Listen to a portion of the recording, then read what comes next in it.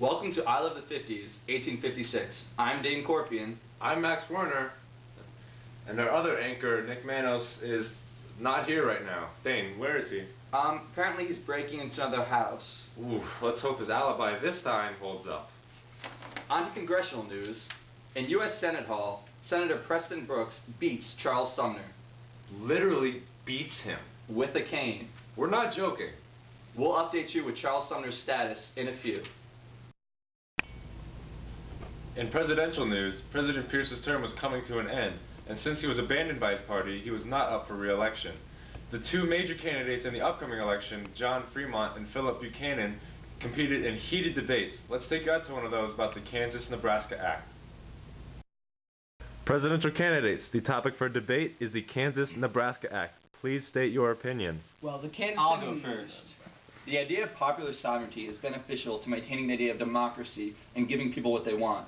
People should have the right to decide for themselves. No, but slavery is bad for the future prosperity of this country. The expansion of slavery will lead only into future conflict. As seen in the bloodbath going on in Kansas right now, popular sovereignty does not work and leads only to violence.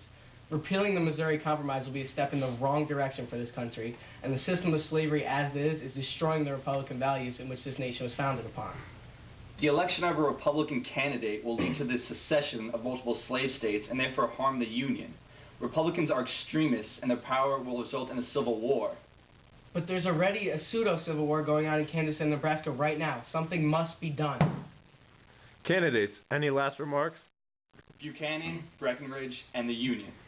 Free speech, free men, free soil, Fremont, victory. After many heated debates, the results of the election was a win for President-elect Buchanan. This was due to Fremont's lack of ability to carry slave states. Now for an update in art and music. Let's throw it over to Jazzy Nick in the Fine Arts Corner. Take it away, Jazzy. Good afternoon, children. Welcome to the Fine Arts Corner with Jazzy Nick in the AM. I'm your host, Jazzy Nick. Ba-da, da-da, snap, snap, snap. You wouldn't want to see me in the nighttime. 1856 was a fine year for art. Let's take a look at some of the beautiful paintings of this time. This first painting is The Blind Girl by John Beret Malai. Oh my God, it's a double rainbow. Oh my God. Oh my God. This next painting is The View of Geelong by Eugene Van Gerard. Look at all the meat and the beef and the cattle and the manliness. Ugh. And this final painting is La Danse by William Adolphe Bergerot. Look at the warmth of the mother's love and the vibrations of the tambourine shiver throughout the scene. Welcome back, children.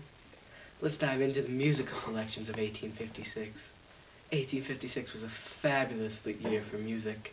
Two of my favorites were the amazing Stephen Foster's Gentle Annie. When the springtime comes, gentle Annie, when the And Benjamin Hamby's Darling Nellie Gray. There's a little green valley on the old Kentucky shore.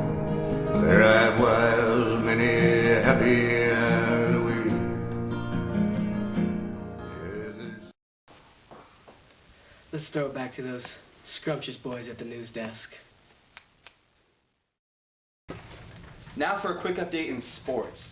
If you happen to see any fellows running around with pennies and mid-calves, they are most likely playing a new sport called lacrosse.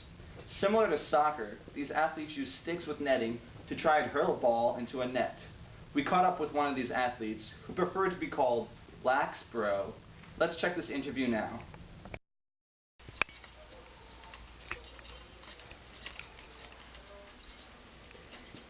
So, tell me about this sport that's sweeping the nation.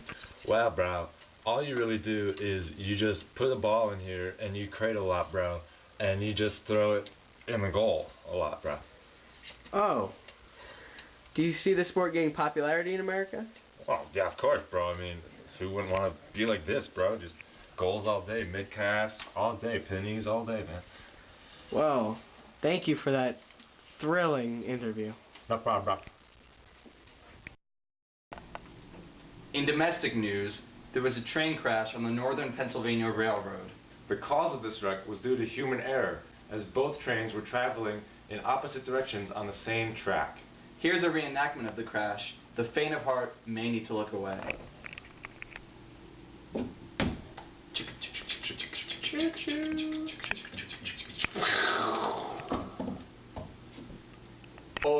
Approximately 60 people were killed. And over 100 were injured. Here's an artist's impression of the crash.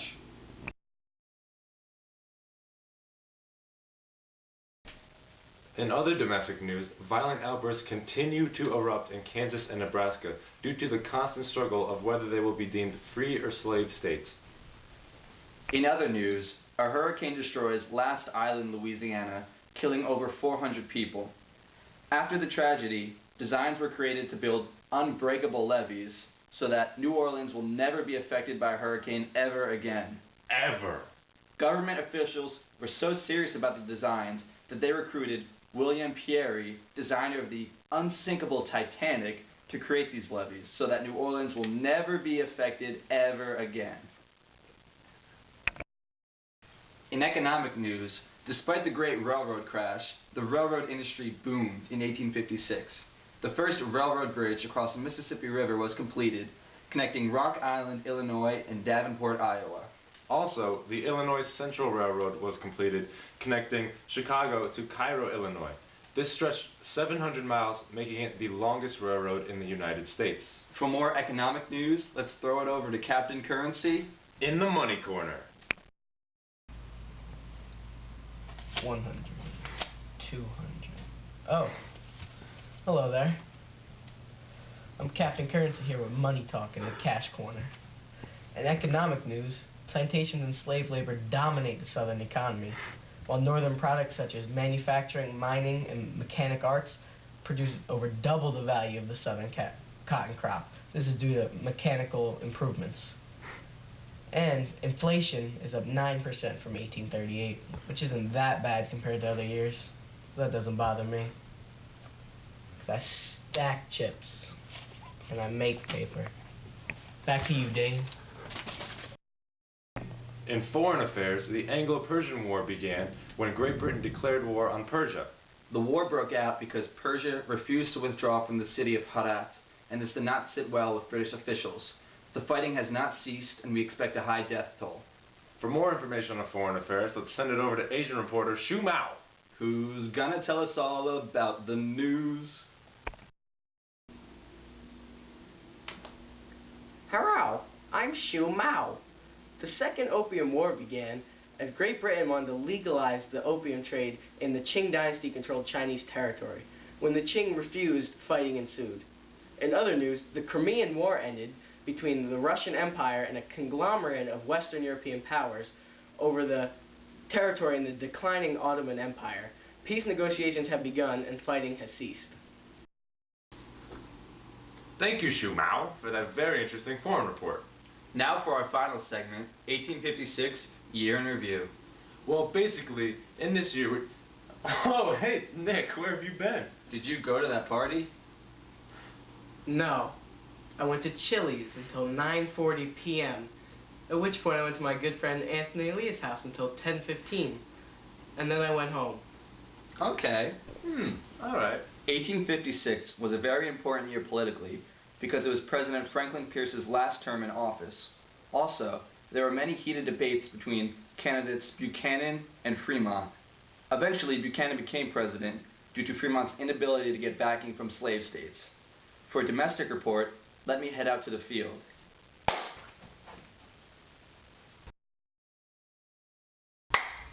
Domestically, slavery was an important issue in 1856. Tensions rose between the North and the South, and this was shown through the Kansas and Nebraska situation. Violence erupted due to issues over popular sovereignty. Americans argued about whether states should be admitted as free or slave. This foreshadowed future disputes between the North and the South, which eventually reached a climax at the Civil War. Let's head back to Max with issues about social and foreign affairs.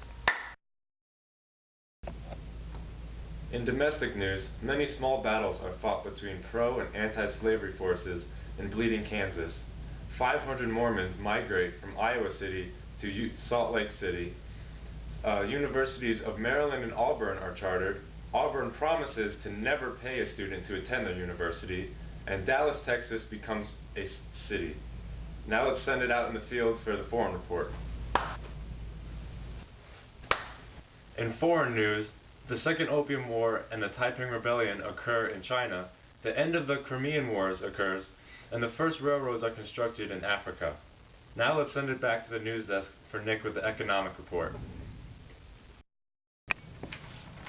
1856 was a big year in economics, but let's get more comfortable out in the field where I'll tell you about all the things that happened this year.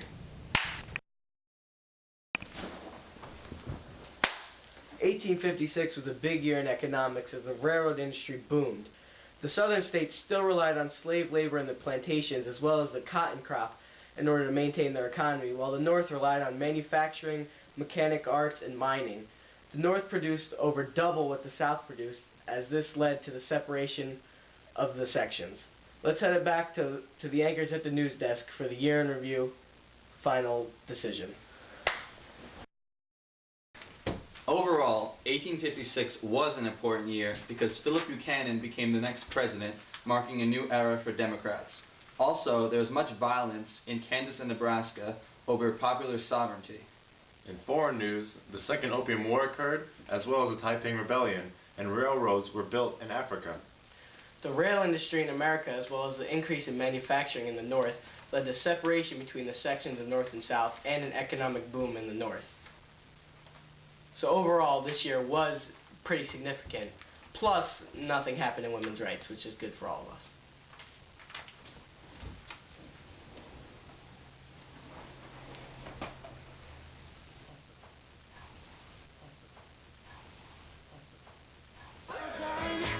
But it's not over. We'll start it again. After the end of the day, it keeps getting better. Don't We gon' chase this